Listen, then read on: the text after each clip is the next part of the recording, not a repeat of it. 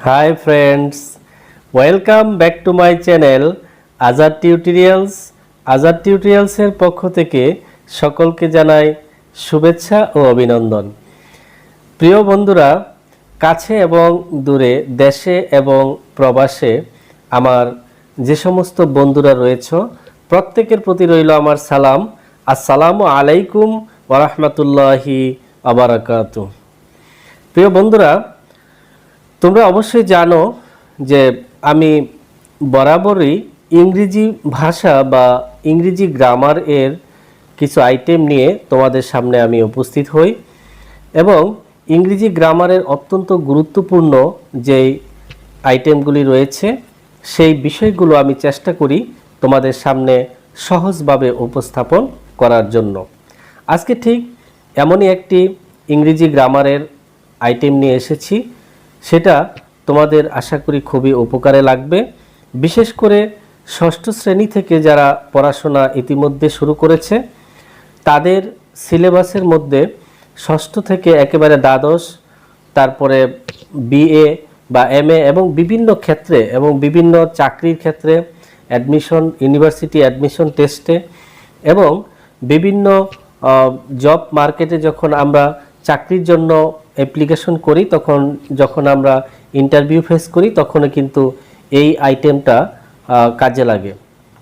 বিশেষ করে আমরা যখন বিসিএস পরীক্ষা দেই তখনও কিন্তু এই ইংরেজি এই আইটেমটা থেকে কোশ্চেন থাকে।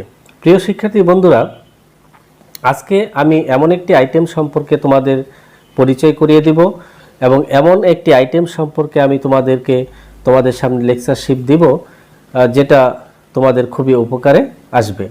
আজকের সেই বিষয়টি হলো রাইট ফর্ম অফ ভার্বস। তোমরা হয়তো এতক্ষণ মনে মনে ভাবছো যে স্যার আজকে কোন বিষয়টির ব্যাপারে আলোচনা করবেন। আমি ইতিমধ্যে তোমাদের সামনে বিষয়টি প্রকাশ করে দিয়েছি, রাইট ফর্ম অফ ভার্বস। আমরা জানি ইংরেজি ভাষার ক্ষেত্রে ভার্বস এই ওয়ার্ড বা এই পার্টস অফ স্পিচের যে 8 প্রকার রয়েছে, 8 প্রকারের একটি হলো ভার্ব। আর ভার্ব এটা হলো একটা most important parts of speech. ইংলিশে বলা হয় পার্টস অফ স্পিচ, বাংলায় বলা হয় পদ। অর্থাৎ ইংলিশে দেয়ার আর 8 kinds of parts of speech. ইংরেজিতে পার্টস অফ স্পিচ 8 প্রকার, তার মধ্যে অন্যতম হলো ভার্ব। ভার্ব একটি মোস্ট ইম্পর্টেন্ট ফ্যাক্টর। আমরা জানি যে কোনো সেন্টেন্সই পরিপূর্ণতা লাভ করতে পারে না এবং পরিপূর্ণ অর্থ প্রকাশ করতে পারে না ভার্ব ব্যতীত।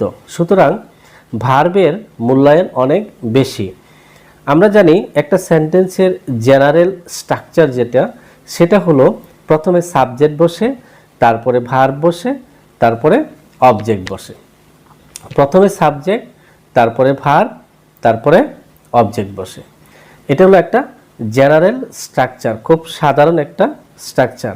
আমরা যারা ইংরেজি শিক্ষানবিশ অর্থাৎ যারা বিভিন্ন প্রতিষ্ঠানে পড়াশোনা করি তারা অবশ্যই এ বিষয়ে আমাদের লক্ষ্য রাখা উচিত যে ভার্বের বিষয়টা। কারণ a sentence can not be fulfil without verb. অর্থাৎ ভার্ব ছাড়া একটা সেন্টেন্স কখনো পরিপূর্ণতা লাভ করতে পারে না। অর্থাৎ every sentence has a verb. প্রত্যেকটা সেন্টেন্সেরই কিন্তু একটি ভার্ব রয়েছে। আচ্ছা, আমি যে ভার্বের কথা বলছি, আমাদের মধ্যে অনেক শিক্ষার্থী রয়েছে যারা কিন্তু ভার্ব সম্পর্কেই ধারণা নেই। অর্থাৎ হোয়াট ইজ ভার্ব কি, এই বিষয়ে কিন্তু অনেক বন্ধুদের ধারণা নেই, আমি জানি। সেজন্যই আমি কিন্তু এটাকে একটু ইলাবোরেটলি, একটু প্রশস্ত করে বলার চেষ্টা করছি। অর্থাৎ ভার্ব ইংলিশে বলা হয় ভার্ব, বাংলায় বলা হয় ক্রিয়া। ইংরেজির পাশাপাশি যদি আমি বাংলাটা তোমাদেরকে একটু একটু বলে দেই তাহলে আমার মনে হয় বন্ধুরা তোমাদের অনেক উপকার হবে। সেজন্য আমি মাঝে মধ্যে ইংরেজির ফাঁকে ফাঁকে বাংলা বলারও চেষ্টা করি, আবার বাংলা বলার ফাঁকে ফাঁকে ইংরেজিও বলার চেষ্টা করি। কেন বলি? যাতে করে তোমরা ইংরেজি এবং বাংলা দুটোই একসাথে ধরে রাখতে পারো। কারণ আমরা জানি বাংলাও কিন্তু ইম্পর্টেন্ট কম নয় আমাদের জন্য। বিশেষ করে আমরা যারা বাঙালি জাতি, আমাদের জন্য বাংলা খুবই ইম্পর্টেন্ট। কারণ এটা আমাদের মাতৃভাষা, এটা আমাদের মায়ের ভাষা, এটা আমাদের রাষ্ট্রভাষা। সো আমাদেরকে বাংলাটাও কিন্তু ভালো করে জানতে হবে, শিখতে হবে।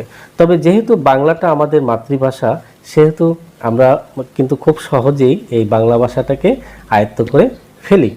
কারণ জন্মের পর থেকেই মার কাছ থেকে আমরা সর্বপ্রথম যে ভাষাটা শুনি সেটা হলো বাংলা ভাষা।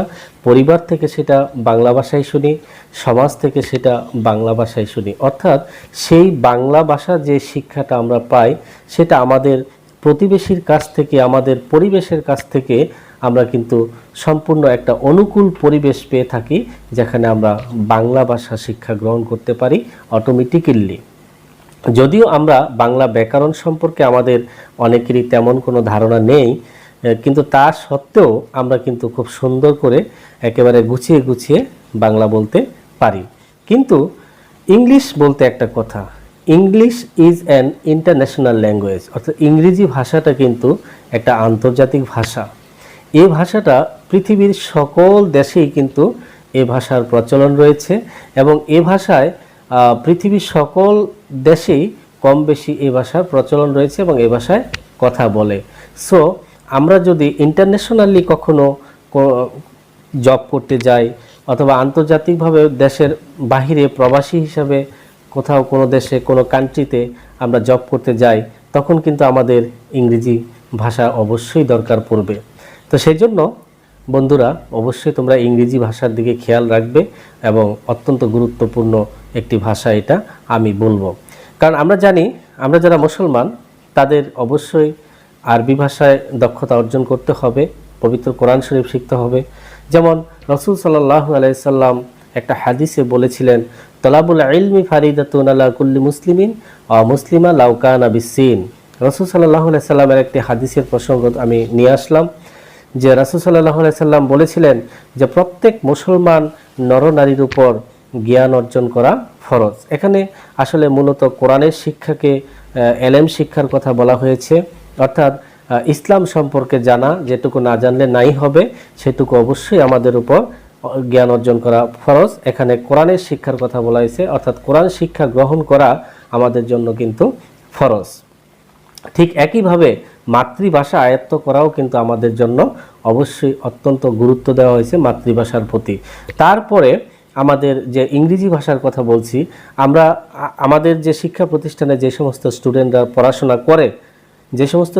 পড়াশোনা করে তারা কিন্তু সায়েন্স, আর্টস, কমার্স, আমাদের দেশের যে প্রচলিত শিক্ষা ব্যবস্থা সেই শিক্ষা ব্যবস্থার মধ্যে তিনটা বিষয় রয়েছে। একটা হলো সায়েন্স, আরেকটা হলো আর্টস, আরেকটা হলো কমার্স। এই যে সায়েন্স, আর্টস, কমার্স সকল গ্রুপেই কিন্তু ইংরেজি ভাষা বাধ্যতামূলক রয়েছে। এখানে কিন্তু ইংলিশের ব্যাপারে কোনো ডিসকাউন্ট দেওয়া হয়নি, ইংলিশের ব্যাপারে কোনো ছাড় দেওয়া হয়নি। সো ইংরেজি ভাষা কিন্তু অবশ্যই কম্পালসারি একটি ভাষা, এটা একটা বাধ্যতামূলক ভাষা। এ ভাষা তুমি যে সাবজেক্ট নিয়ে পড়াশোনা করো না কেন, তোমাকে ইংরেজি ভাষা শিখতেই হবে। সো আমি আজকে যে বিষয়টা বলতে চেয়েছিলাম যে right form of verbs. Right form of verbs মানে হলো সেখানে ভার্বের সঠিক গঠন, ভার্বের সঠিক রূপ। অর্থাৎ একটা সেন্টেন্স যখন গঠন করতে যাইবা তোমরা, তখন সেই সেন্টেন্সের প্রথমে বসবে সাবজেক্ট, তারপরে বসবে ভার্ব, তারপরে বসবে অবজেক্ট। কিন্তু কথা হলো যে এখানে সাবজেক্ট অনুসারে কিন্তু ভার্ব বসাইতে হবে এবং বাক্যের অর্থ অনুসারে এবং কাল অনুসারে, টেন্স অনুসারে, সময় অনুসারে কিন্তু এখানে ভার্বটি সেট আপ করতে হবে। অন্যথায় কিন্তু বাক্যের অর্থের পরিপূর্ণতা লাভ করবে না এবং তোমার যে বক্তার যে মনের ভাব সম্পূর্ণরূপে প্রকাশ করতে পারবে না উইদাউট ভার্ব, অর্থাৎ ভার্ব ছাড়া। কারণ আমরা জানি আমরা কাজের মধ্যেই ডুবে থাকি, কারণ কাজ ছাড়া আমাদের কিন্তু আর কোনো উপায় থাকে না। প্রত্যেকেই কোনো না কোনো কাজ করে, আর সে কাজটাই হইল কিন্তু ভার্ব। এই যে সাপোজ ধরে নাও আমি তোমাদের সাথে কথা বলছি, একটি ভিডিও মেকিং করছি, এখানেও কিন্তু একটা ভার্বের একটা গুরুত্ব রয়েছে, ভার্বের একটা মূল্যায়ন রয়েছে, অবদান রয়েছে, ভূমিকা রয়েছে। যেমন আমি বললাম I am speaking with you অথবা I am making a video. আমি যদি বলি যে আমি একটি ভিডিও তৈরি করছি, এখানে তৈরি করা এটা একটা ভার্ব। তারপরে যদি আমি বলি যে I am speaking with you, আমি তোমার সাথে কথা বলতেছি, তাহলে এই যে স্পিক কথাটা সেটাও কিন্তু একটা ভার্ব। অর্থাৎ every sentence has a verb, প্রত্যেকটা সেন্টেন্সের মধ্যেই কিন্তু একটা ভার্ব থাকে। সুতরাং আমরা ইচ্ছা করলেই কিন্তু এই ভার্বকে অ্যাভয়েড করে বা পরিত্যাগ করে এড়িয়ে যাওয়ার কোনো সুযোগ নেই। সুতরাং আমরা যারা ইংরেজি শিখতেছি বা ইংরেজি যারা শিখব তাদের অবশ্যই ভার্বকে গুরুত্ব দিতে হবে। যখনই আমরা কোনো আর্টিকেলস লিখতে যাব, যখন আমরা কোনো কম্পোজিশন লিখতে যাব, কোনো লেটার লিখতে যাব, হ্যাঁ, যখন আমরা কোনো প্রবন্ধ লিখতে যাব, রচনা লিখতে যাব, প্যারাগ্রাফ লিখতে যাব, তখন ঠিক সেই মুহূর্তগুলোতে কলমটা ধরার সাথে সাথেই কিন্তু ভার্ব এসে যাবে। সেজন্য ভার্ব এত গুরুত্বপূর্ণ। যখন আমি লিখতে যাব তখন ভার্বের সঠিক রূপটা সেখানে বসাইতে পারলাম কি পারলাম না, অর্থাৎ কাল অনুসারে, সেন্টেন্সের স্ট্রাকচার অনুসারে, গ্রামারের নিয়ম অনুসারে সেই ভার্বটা সেখানে সেট আপ হলো কিনা, সেগুলো অবশ্যই আমাদেরকে খেয়াল রাখতে হবে বন্ধুরা। কারণ ইংরেজি ভাষা একটা পোলাইট ল্যাঙ্গুয়েজ, একটা ভদ্র ভাষা, এবং এই ভাষার a lot of rules and regulation, এই ভাষার মধ্যে অনেক নিয়মকানুন রয়েছে।